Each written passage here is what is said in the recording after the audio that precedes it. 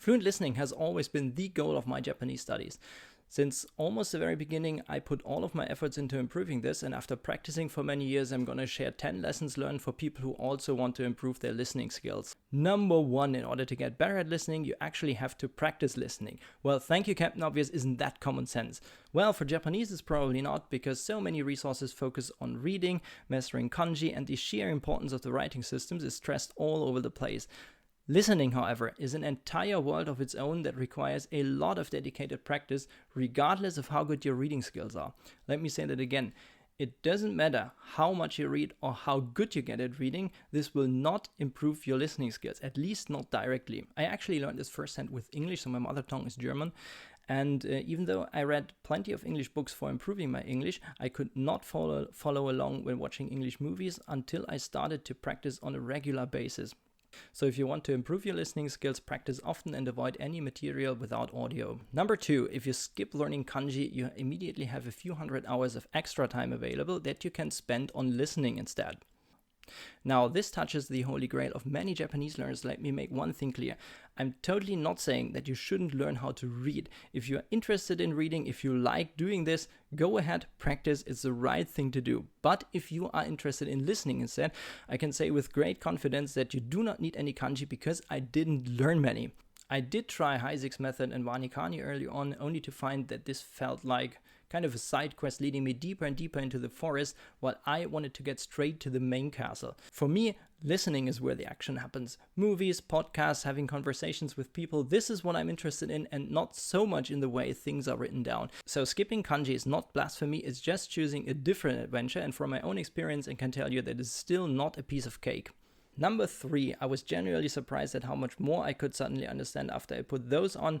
Just took me around 2 years to realize that. Active versus passive listening is a distinction that you might have seen online. Active listening means putting in real effort into understanding what's being said, while you're not paying that much attention when listening passively. Now, some people claim that passive listening helps you to get used to the sound, the rhythm, and the intonation of the language, but in my opinion, this is something that comes automatically when you study with audio material, and passive listening gets you as far as trying to get fit by watching gym videos or becoming a programmer by using your keyboard as a pillow. So this really might just be my personal preference. I do not like passive listening, and I really think that 1 hour of active study easily beats 100 hours of passive background noise, because in order to learn, you have to understand something, and this is covered in the next point.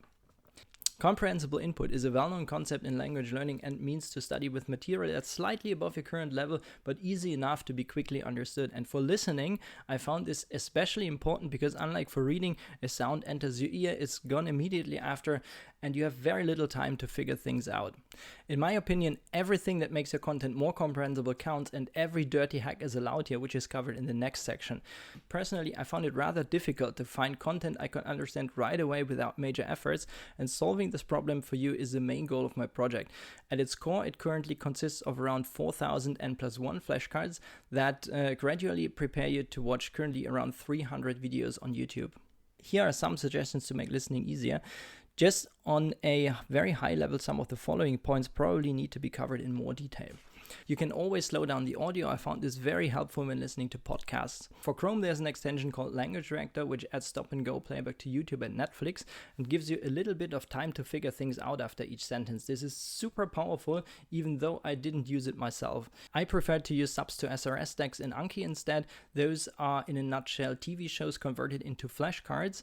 And with those decks, you can also use Anki as something like a stop-and-go player. I also found using subtitles very helpful, but try not to rely on them in the first place because we are practicing listening and not reading, and sometimes the understanding comes just a few seconds after you listen to a sentence. Here you can definitely argue that kanji knowledge helps. On the other hand, Kana or even roumaji subtitles do exactly the same job to provide a tiny hint that helps you to follow along. And in contrast to kanji, Kana and roumaji subs do not carry an additional meaning, which is something that you do not have in real life. My favorite option to get tons of comprehensible input is to use translations to skip any difficult sections in interesting content like anime or drama. What I did in a nutshell was to go through, in the end, I think around 300 episodes of anime and drama, and whenever something was too difficult or too boring, I read the translation and moved on, and whenever a sentence was almost understandable, and you will get a very good feeling for this over time. I used this sentence for studying. In the end, I created around 20,000 individual flashcards from this, and this got me further than anything else. Number 7, as already mentioned, listening is volatile. A sound enters your ear, is gone immediately after, and you are left puzzled, and to get over this, re-listening is very important. If you like doing sentence flashcards, Anki is great for this because it repeats small pieces of audio at meaningful intervals. But if flashcards are not your thing, that's also fine. I learned, for example, English without ever doing a single flashcard. You can, for example, watch a YouTube video, look up and write down all the unknowns, and then watch the video again at a later point. And whenever you watch something, it's important to keep in mind that you do not have to understand everything in order to get the key message or the big picture or the idea of something. And this is something that totally did not come naturally to me, because I used to be a stubborn language learning perfectionist. Just like an anxious guinea pig that expects to be eaten any second, my brain was on high alert when listening to something. I kind of was just waiting for something unknown to pop up, and as soon as it did, I was in meltdown mode. It really took me some time to get over this reflex of feeling stupid and thinking that I would never understand anything, and my recommendation is actively practice to ignore some unknowns and let it flow, because sometimes the understanding just comes a few seconds after you thought you were stupid. Number 9, shadowing is a language learning technique where you listen to spoken material and try to repeat it.